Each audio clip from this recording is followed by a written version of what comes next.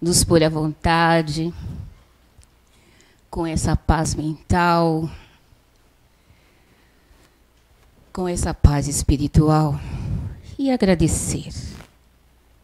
Agradecer o dia, agradecer a família, agradecer a essa espiritualidade boa e amiga dessa casa, que sempre nos recebe com um abraço, com carinho, com amor. Agradecer ao nosso anjo guardião por nos influenciar o melhoramento, o aprimoramento e o crescimento. Agradecemos ao mentor espiritual desta casa por nos apoiar, por nos abraçar nesse recanto do saber. Que a Kátia Frane possa ser intuída, abraçada pelo amigo dela, anjo guardião, dando ela paz, tranquilidade, o dom da palavra, da exemplificação, para passar com firmeza os conhecimentos que nós devemos ouvir e praticar. Que a leitura da Jaqueline seja esclarecedora, que possa amansar os nossos corações, as nossas mentes, e que nós possamos, juntos, sair melhor do que quando entramos. Graças a Deus, e que assim seja.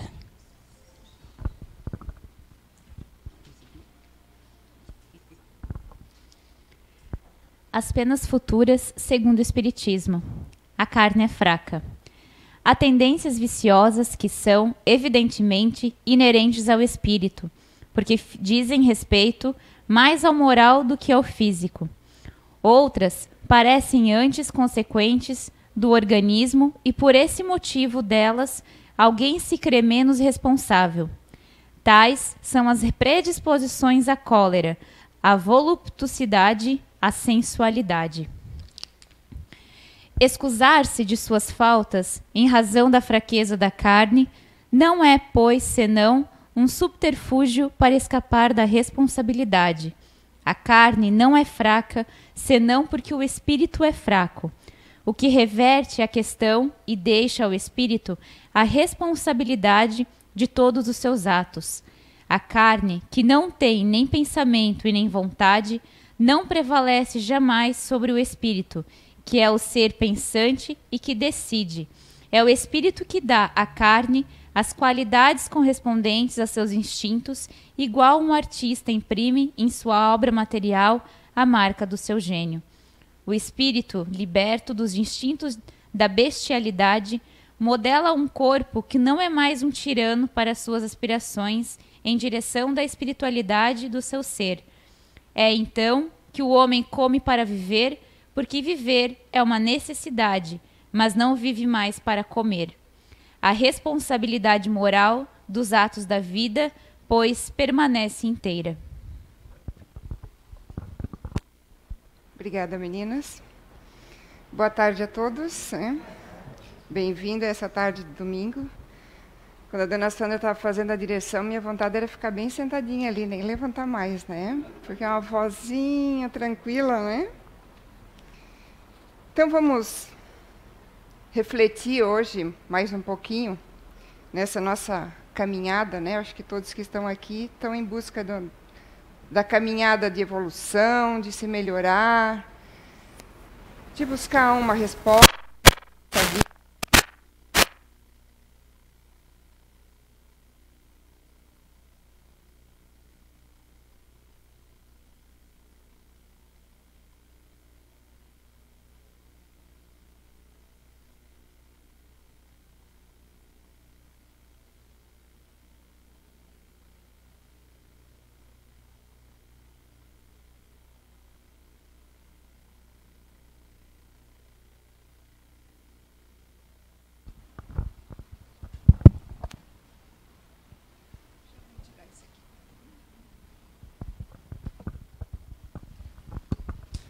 Estão me ouvindo? Opa, esse aqui é mais forte. Tem que falar mais baixinho.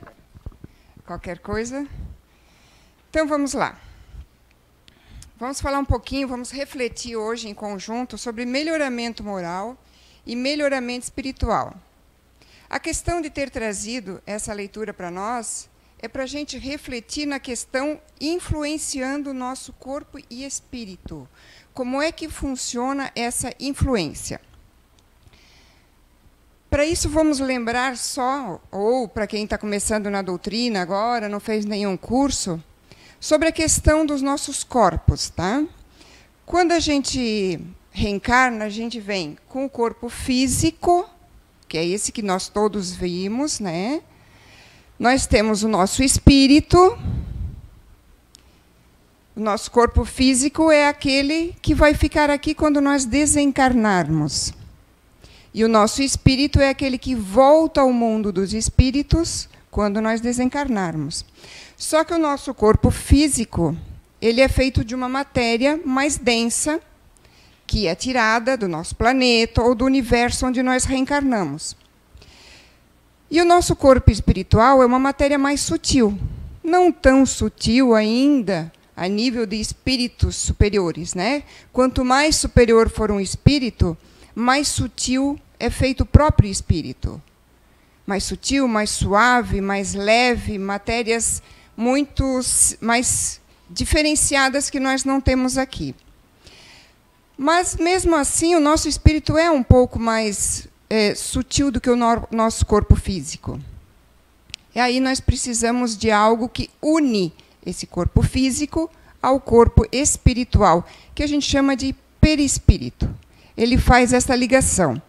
Ele é feito de fluidos mais leves que o corpo físico, mas ainda mais grosseiros que o do espírito.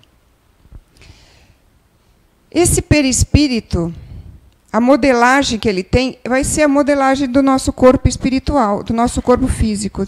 Desculpa. Se o nosso espírito vier sem uma perna, por exemplo, sem um pedaço de perna, o nosso corpo físico será assim também. Por quê? Porque eles são ligados célula a célula. Por que eu estou começando com esse assunto? Porque durante toda a nossa vida, o nosso corpo físico influencia o nosso perispírito e o nosso perispírito influencia o nosso corpo físico. Por exemplo, eu posso vir com um plano reencarnatório que não tem expiações, eu tenho provas para passar, mas eu não tenho, por exemplo, no meu plano, uma doença, como câncer, por exemplo, para passar. Mas, conforme as minhas atitudes mentais e físicas, conforme o que eu fizer na minha vida, eu posso alterar essas células do corpo físico que vão influenciar o perispírito. Eu posso até não desenvolver a doença, mas elas vão ficar no perispírito e elas vão estar lá para a minha próxima reencarnação. Então, tudo que eu faço com o meu corpo físico influencia, sim, o perispírito. Mas tudo que eu fizer também com o meu perispírito vai influenciar, sim, no meu corpo físico. Só que a influência não acontece de uma forma assim tão simples como a gente pensa. Aquela influência que a gente diz assim, ó, a carne é fraca, por isso que a gente começou com essa leitura hoje. Eu tomei uma bebidinha a mais, me passei da conta porque a carne é fraca. Eu passei um pouquinho da conta, eu comi o vício da gula, né? Comi além do que eu deveria comer porque a carne é fraca. Aí eu desenvolvo diabetes e outros problemas, né? E assim a gente vai levando como desculpa, botando a culpa no nosso corpo físico, principalmente se a gente sabe que um influencia o outro. Mas a gente viu, na leitura de hoje, e eu trago também, no livro dos Espíritos, a questão 369 e 370. Na 369, nós temos o seguinte: o livre exercício das faculdades da alma está subordinado ao desenvolvimento dos órgãos? Os órgãos são instrumentos. São apenas instrumentos da manifestação das faculdades da alma. Essa manifestação depende do desenvolvimento e do grau de perfeição desses mesmos órgãos, como a boa qualidade de um trabalho depende da boa qualidade da ferramenta. Então, para o desenvolvimento de uma faculdade nossa, por exemplo, que é a fala, eu preciso ter o órgão, todos os órgãos relacionados à fala, em bom estado. Não posso fazer nada errado com eles nesta vida e nem na vidas anteriores que eu tive, porque posso afetar esse órgão lá no perispírito, e quando eu reencarnar, eu venho com esta deficiência ou com essa dificuldade. Mas não é o órgão que vai decidir isso. Porque o desenvolvimento dos nossos órgãos, ele não é um efeito, ele é o efeito. Ele não é a causa. Porque se fosse o contrário, nós diríamos que o homem não tem livre-arbítrio, ele seria uma máquina. Se fosse nossos órgãos ou o nosso corpo físico que fosse responsável pelas nossas faculdades, a gente poderia dizer que um artista, um gênio ou um sábio, ele é um gênio, ele é um sábio e ele é um artista, porque ele tem um órgão diferenciado. Ele tem um órgão específico para isso. E aí, onde é que estaria a justiça de Deus? Então, eu não me esforcei em encarnação nenhuma, não estudei, não me dediquei.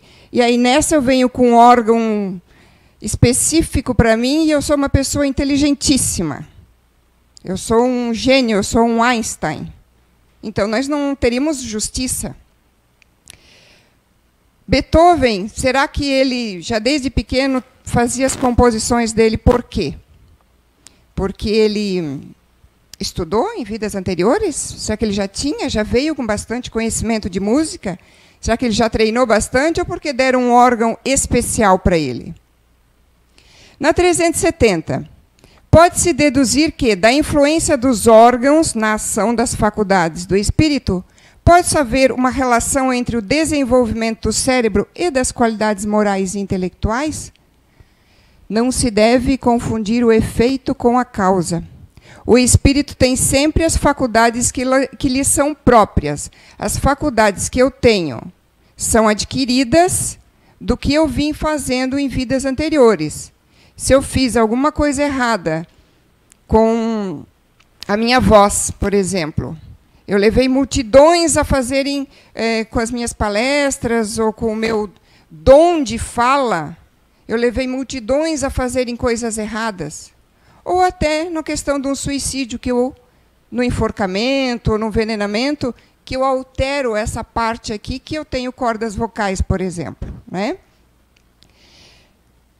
Não são, portanto, os órgãos que dão as faculdades, e sim as faculdades que conduzem ao desenvolvimento dos órgãos. Principalmente aqui, se a gente fala, que é um dos nossos temas hoje, melhoramento moral.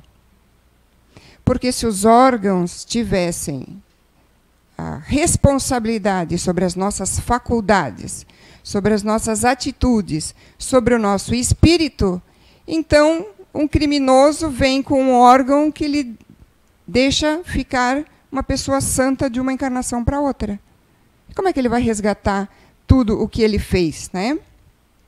E para completar um pedacinho da leitura de hoje, que a Jaque fez, desculpar-se por suas faltas em razão da fraqueza da carne é apenas um subterfúgio. É uma desculpa que a gente bota no nosso corpo físico por atitudes que, na verdade, são do nosso ser pensante, do nosso espírito. A gente faz isso para escapar da responsabilidade das atitudes que nós temos, das coisas que nós fazemos, das atitudes erradas que nós temos, das direções erradas que a gente pegou. A carne não é fraca, senão porque o espírito é fraco.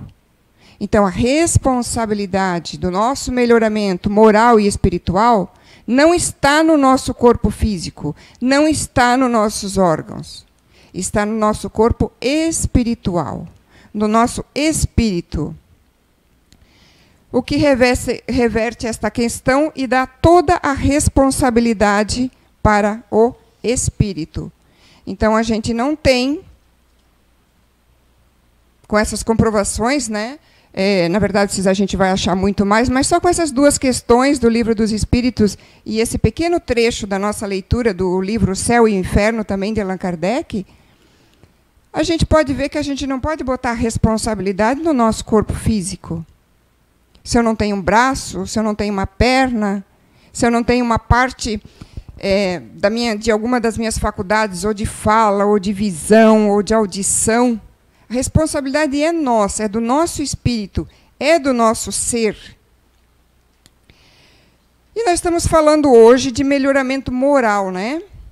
E o que seria moral para que a gente não deixe aqui o nosso ponto de vista? Porque até moral pode ser coisas diferentes para cada um de nós, porque pode servir de desculpa por coisas que a gente faz errado. Então, moral são conjuntos de valores, normas e noções do que é certo e do que é errado, do que é proibido e do que é permitido dentro de uma sociedade. Mas também é a nossa consciência. Porque só cada um de nós é que pode analisar o porquê de nós tomarmos determinadas atitudes. Porquê das nossas justificativas para os nossos erros?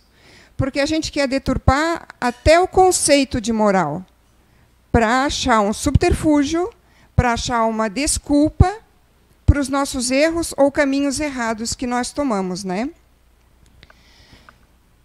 Vamos fazer de conta que todos nós aqui fomos criados ao mesmo tempo. Acho que a gente faz parte de a maioria de nós aqui, por exemplo, faz parte de grupos de espíritos que são bem novos ainda. Tem em torno aí, vamos dizer, de uns 40 mil anos. Nós fomos criados, então, vamos fazer de conta, bem novinhos, 40 mil anos, mas tem uns bem mais velhos, né? Vamos dizer que o nosso grupo aqui hoje, né, foi criado todo ao mesmo tempo. Nós fomos criados todos iguais. Simples e ignorantes. Ignorantes no sentido que a gente não conhecia nada da vida ainda. A gente não conhecia nada da vida, do mundo, das pessoas, até de nós próprios. Tanto que, no começo da nossa existência, a gente usava só um instinto. Estávamos num planeta ainda mais atrasado. Subimos um planetinha. Estamos num planeta de provas e regenerações. Mas ainda não estamos em outros planetas mais avançados. Para isso, nós temos que passar por nossas provas, por o que nós temos que resgatar, e, em conjunto, porque nós somos todos irmãos, ajudar a humanidade a melhorar, a subir. Um sozinho de nós não vai melhorar o planeta. Não vai subir sozinho. Seria mais ou menos como uma mãe que estaria evoluída, mas o seu filho é um espírito ainda bem atrasado, ela não vai subir feliz a um mundo mais alto, mais de regeneração, mais liberto, os mundos mais adiantados, e deixar o filho lá no mundo mais atrasado e ela vai ser feliz. Esse é o pensamento que todos nós deveríamos ter. Olhar sempre para o lado, porque todos, mesmo aquela pessoa mais desconhecida, mesmo aquela que está lá no outro lado do mundo, ainda guerreando, são todos nossos irmãos. Nós temos que fazer a nossa parte para que todos evoluam ou vão evoluindo, para que o planeta possa evoluir também. E o que faz, então, nós estarmos todos em estágios diferentes? Porque se nós somos criados juntos, nascemos todos juntinhos, simples e ignorantes, o que nos diferencia? Ao longo deste caminho, foram as nossas atitudes, tanto de pensamento como de ação. Para que a gente consiga encontrar o equilíbrio e fazer o nosso melhoramento moral, espiritual, nós temos que tentar encontrar o equilíbrio. Com egoísmo no nosso dia a dia, com ódio no nosso dia a dia, com injustiça ou com desespero, quando eu tenho uma decisão para tomar, quando eu passo por um problema, nós vamos estar em desequilíbrio, nós não vamos estar em equilíbrio. Eu nem percebo quando eu sou egoísta. O ódio é até um pouquinho mais fácil de perceber. Às vezes eu não percebo quando eu estou sendo injusto. Desespero? Às vezes nem isso eu percebo. Quando eu estou em desespero por uma situação que eu não sei como resolver. Mas se eu continuar dentro dessas sintonias, eu vou estar dentro de um desequilíbrio perispiritual ou espiritual. Eu vou desequilibrar meu espírito. Conforme o tamanho desse desequilíbrio, ou o tempo que eu passo dentro desse desequilíbrio, eu vou acabar afetando também o meu físico.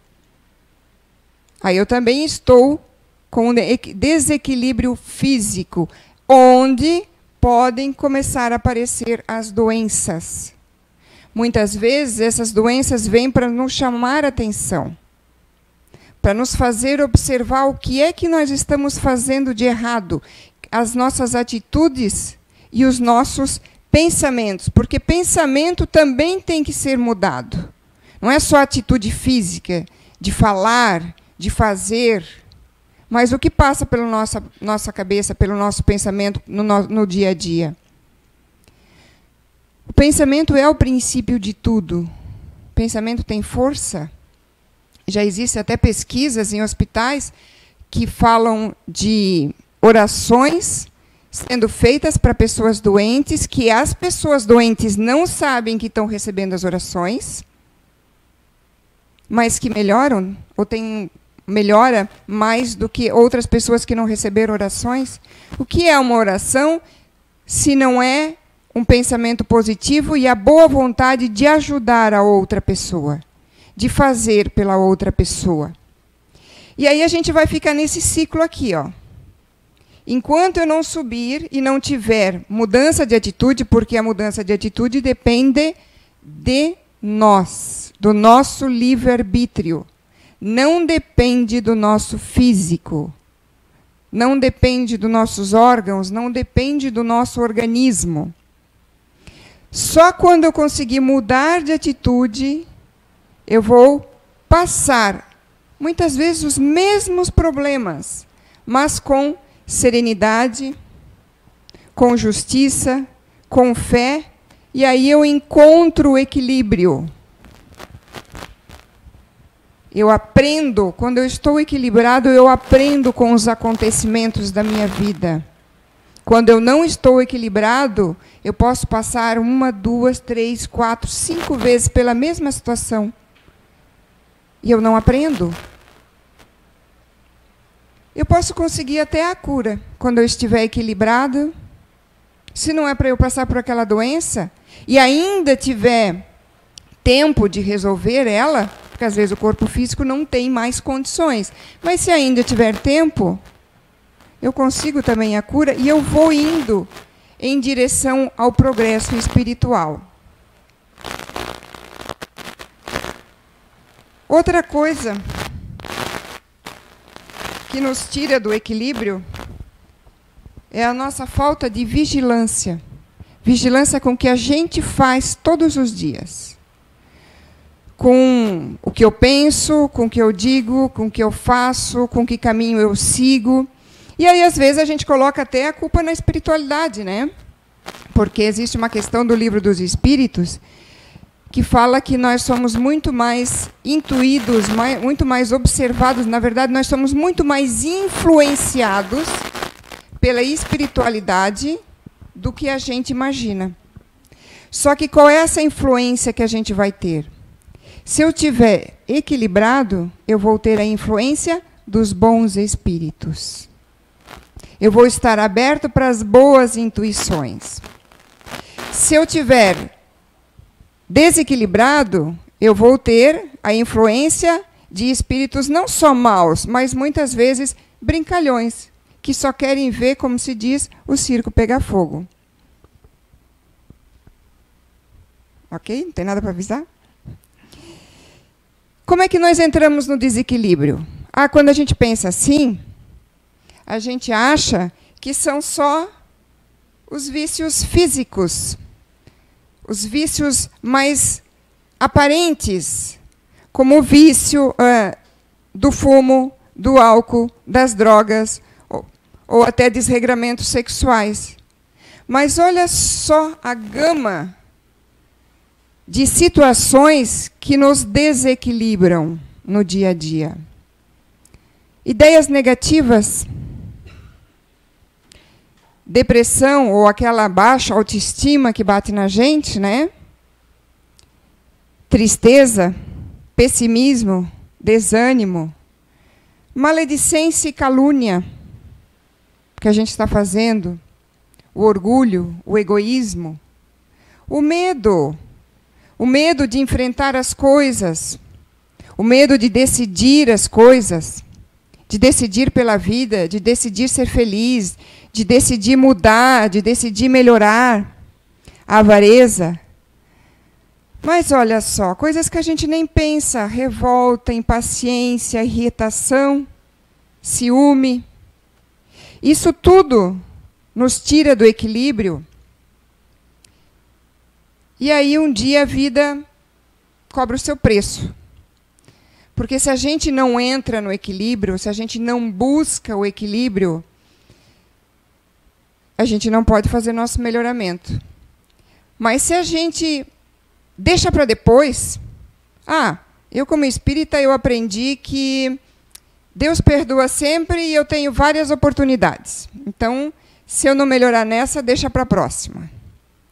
Ok, mas a gente não para pensar que não é tão fácil assim reencarnar. Cada vez vai ser mais difícil porque cada vez se tem menos filhos. E aí eu vou deixar para a próxima, isso é um pensamento meio suicida, né? Para quem professa, acredita e segue a doutrina espírita. Porque sabe que existe a lei de causa e efeito. Nós temos que buscar o equilíbrio não só por causa da nossa reencarnação, aqui, agora, sobre o que nós estamos fazendo aqui e agora da nossa vida. Nós temos que buscar o equilíbrio para o nosso desencarne também. Nós temos que buscar o equilíbrio por causa da nossa próxima reencarnação também. Nós temos que buscar o equilíbrio por causa do tempo que a gente vai passar do lado de lá, que é o tempo de intermissão que a gente diz.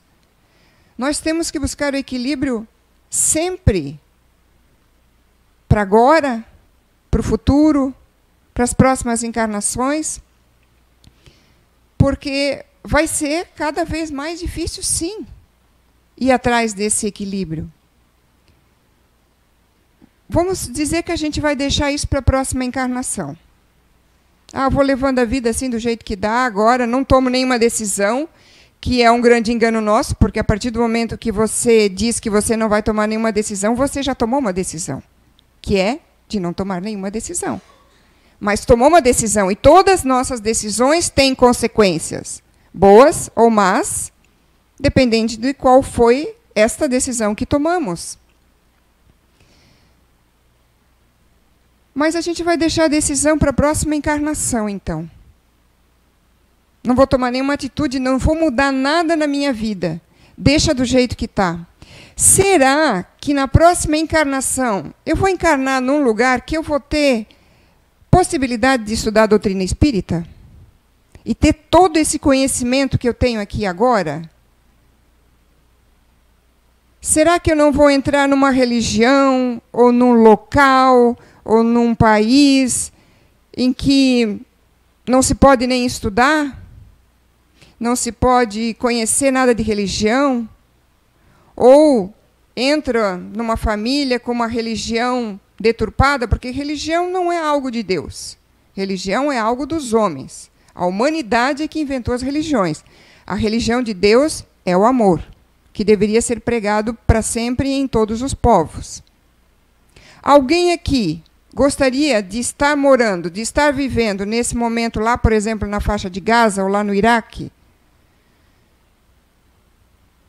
Tem pessoas lá, mulheres, por exemplo, que nem estudar, não estudam.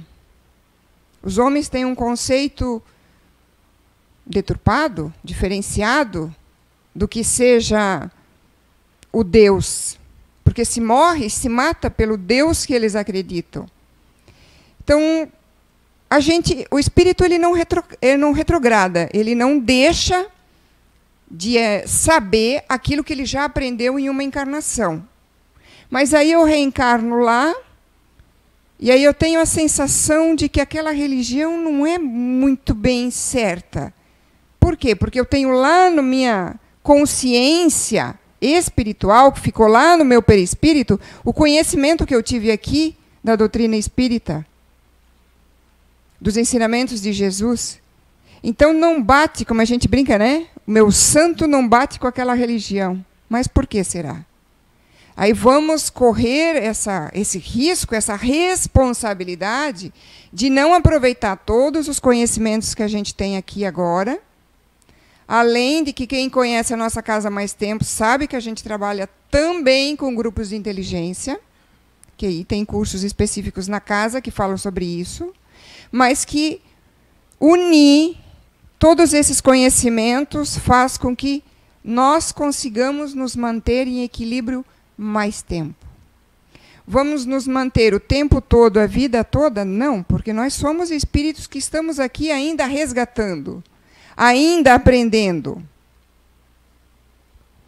Mas nós temos que colocar em prática os ensinamentos que a gente sabe, os ensinamentos que Jesus deixou, os ensinamentos da doutrina espírita, tudo que a gente tem de conhecimento, a gente tem que vivenciar. Não basta conhecer. Se bastasse conhecer, quantos de vocês já não viram em carro assim um adesivo? Jesus está comigo, ou eu estou com Jesus, vivo em Jesus. Só que o cara está fazendo barbeiragem no trânsito. Ou está estacionando em lugar proibido. Está estacionando em vaga de idoso, ou de pessoas com necessidades especiais. Então, não basta saber, a gente tem que vivenciar no nosso dia a dia. E a construção do nosso equilíbrio, ela não é um salto na escada lá de baixo até lá em cima. Essa escada, cada um de nós tem que construir todos os dias e constantemente. É um tijolinho em cima de outro tijolinho. E aí, quando tem um tijolo lá que não quer ficar de jeito nenhum, a gente se desequilibra. Por quê? Porque nós não paramos no meio, nós sempre vamos aos extremos. O que quer dizer aqui parar no meio? Não quer dizer ficar em cima do muro sem tomar nenhuma decisão, não. Aqui quer dizer que nós somos ou 8 ou 80. Ou a pessoa pensa como eu penso, ou ela cai fora. Ou, se eu der um conselho, ou ela segue, ou eu não dou mais conselho nenhum. Porque se eu der um conselho, ou se eu ajudar, a pessoa tem que fazer como eu penso que ela tem que fazer. Só que esse é o meu ponto de vista dentro da minha maturidade ou imaturidade espiritual. O ponto de vista daquela pessoa está dentro da maturidade ou imaturidade espiritual dela. E ela tem também o livre-arbítrio de seguir ou não seguir um conselho, de aceitar ou não aceitar uma ajuda. Então, nós somos extremistas. Ou eu ajudo ou eu não ajudo mais ninguém. Ou se eu faço um trabalho, ou se eu faço algo que não teve um reconhecimento, então também não faço mais. Esse é o nosso pensamento extremista, porque nós estamos pensando ainda só em nós. Nós não pensamos na humanidade como um todo e não pensamos na humanidade como nossos irmãos, como sendo nossos irmãos. E aí a gente passa da empolgação para a negação, da empolgação para a desistência de ajudar os outros. Ou é 8 ou é 80, ou como queiram, ou 8 ou 800. Não existe meio termo, ou seja, a gente não deixa a pessoa pensar como ela quer e decidir pelo que ela quer. A gente não faz algo porque melhora a vida das pessoas, ou porque vai dar certo. A gente faz algo porque a gente quer algo em troca. Ainda é o estágio que nós estamos. Agora é uma decisão pessoal.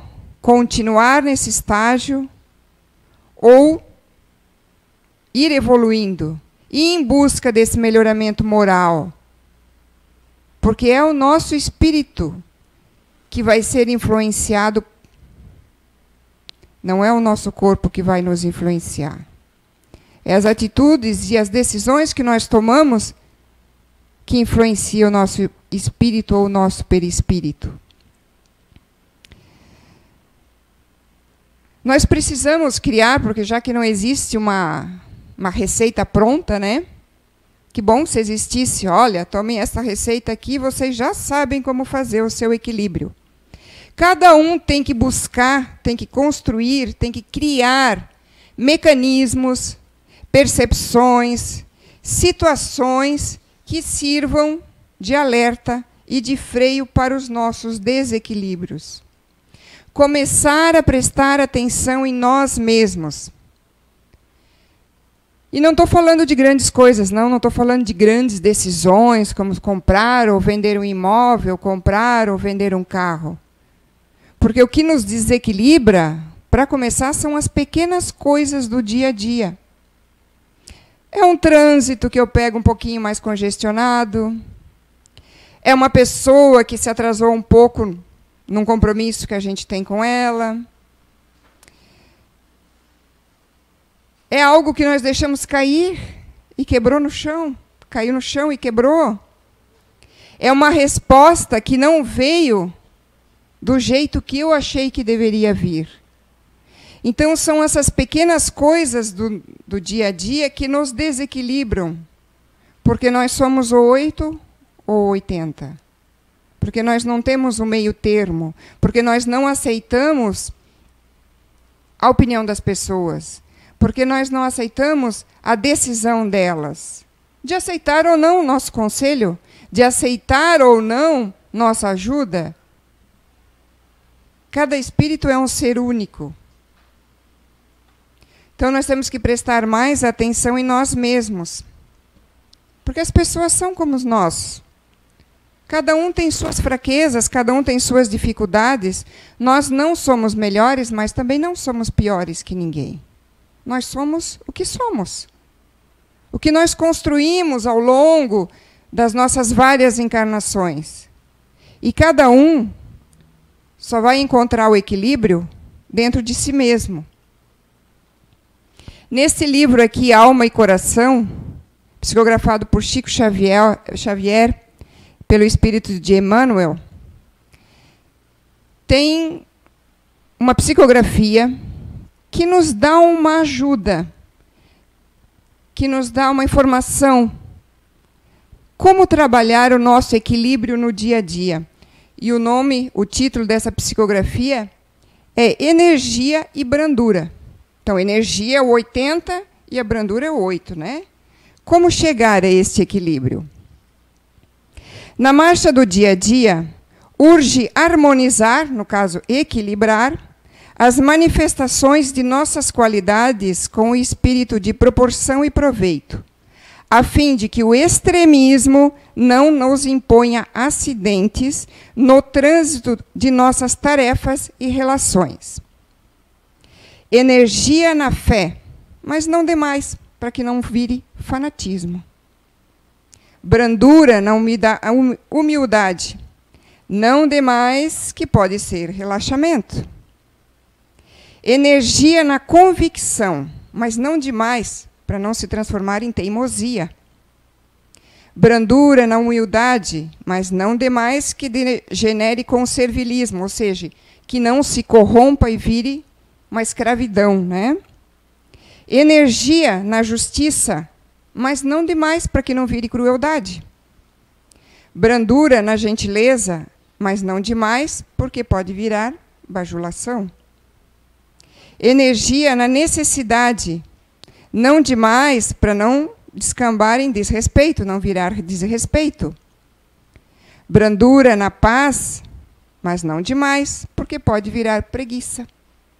Às vezes a gente acha que está em paz, mas às vezes a gente está numa verdadeira preguiça, né? Sem tomar atitude, decisão nenhuma de nada, né? Energia na coragem, mas não demais para não ser ou não ter temeridade.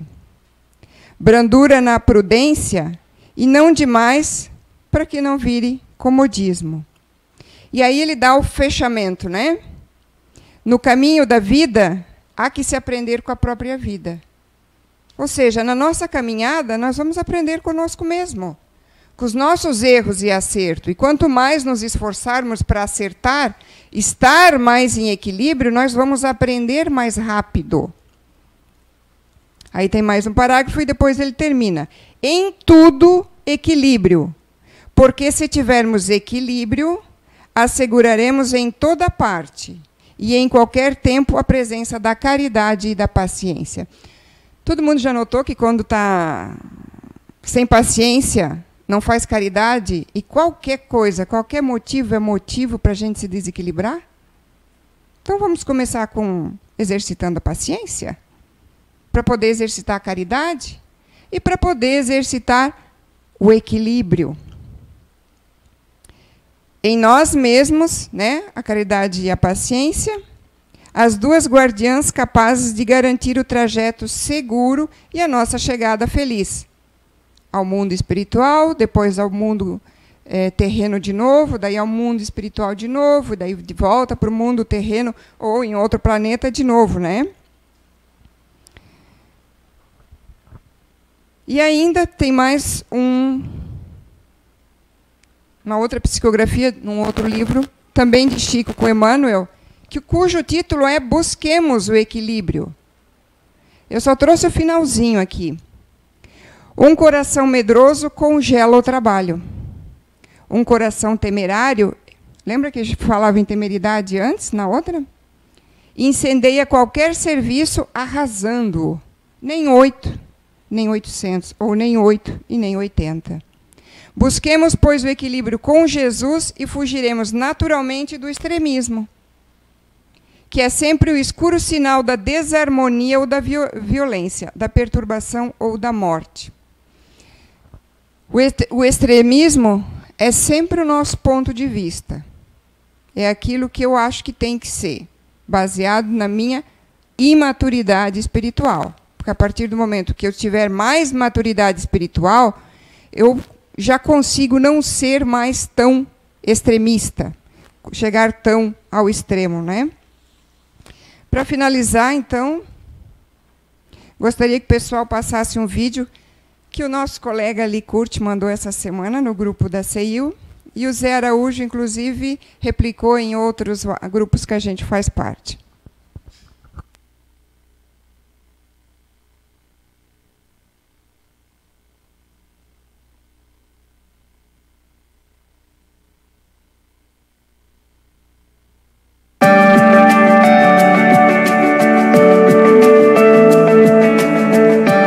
Oscar Wilde afirmou que viver é a coisa mais rara do mundo. A maioria das pessoas apenas existe. É uma afirmação um tanto ácida, mas interessante de ser pensada. Existe de fato uma diferença grande entre viver e existir. Existir não foi uma opção tua, você nasceu e está aqui. Viver está relacionado com a intensidade, com os valores que você vai abraçar para construir a história da tua vida.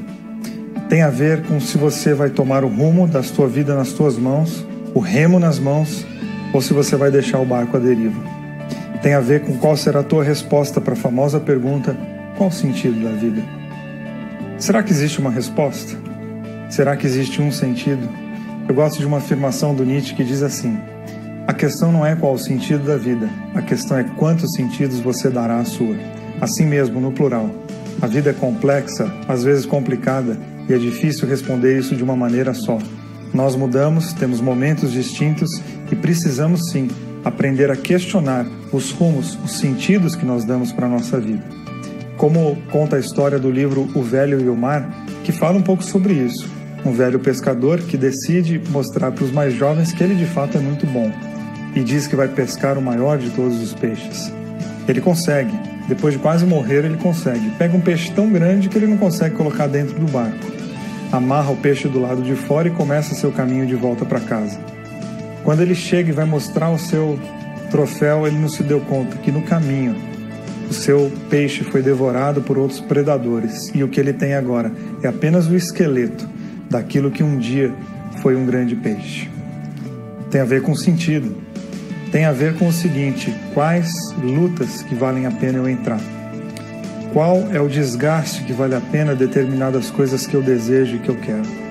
Eu preciso questionar, sim, tudo aquilo que eu desejo, tudo aquilo que eu sonho, porque existem alguns sonhos que, se virarem realidade, a gente pode, na verdade, viver tristes e duros pesadelos. Questione seus sentidos e questione os seus rumos, para que a sua vida tenha um significado bonito, para que a tua existência tenha, de fato, vários sentidos, e que em todos eles haja afeto e amor. A vida é rápida. Mário Sérgio Cortella diz: a vida já é curta, mas que ela não seja também pequena. Coloque as pessoas nos seus planos. Coloque pessoas nos seus sentidos. Conecte o seu coração a outros corações, porque isso de fato é o que vale a pena na nossa vida. Nos leitos terminais, as pessoas não reclamam nem o carro que não compraram, nem a casa que não tiveram, nem a viagem que não fizeram. As pessoas sentem falta dos abraços e dos beijos que não receberam e que não foram dados. Que o nosso sentido, que o nosso rumo seja sempre em direção às outras pessoas, porque é no outro que eu me reconheço, e que é no outro, através do outro, que eu me torno um ser humano mais completo, mais bonito e com uma existência com sentido.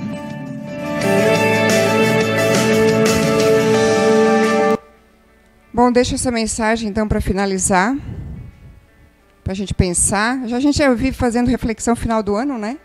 Então, vamos fazer mais uma reflexão. A vida está sempre em constante mudança.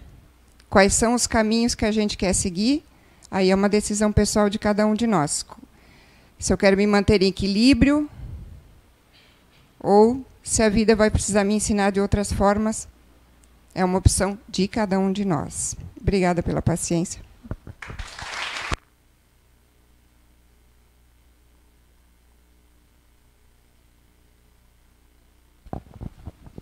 Obrigada, Fátima, por dividir conhecimento com a gente. Agora nós vamos para a segunda parte dos nossos trabalhos. E lembrando, gente, quem tomou aquele cálicezinho de licor ou aquela cervejazinha, a gente pede para que não entre na cabine de passe, porque amanhã é um passe especial e já está sendo preparada pela espiritualidade. Então, seria interessante vocês deixarem a fichinha e se conectar aqui mesmo, porque vocês vão receber o passe, sim. Tá? Então, vamos fechar os nossos olhos e continuar tranquilo e ouvir a oração da Kátia. Pai amado, espíritos amigos, nossos anjos guardiões que nos intuem sempre, que possamos pensar um pouco mais no nosso dia a dia, nas decisões que tomamos, quando perdemos a paciência, quando queremos as coisas do jeito que nós pensamos, que nós queremos, que achamos que é o correto.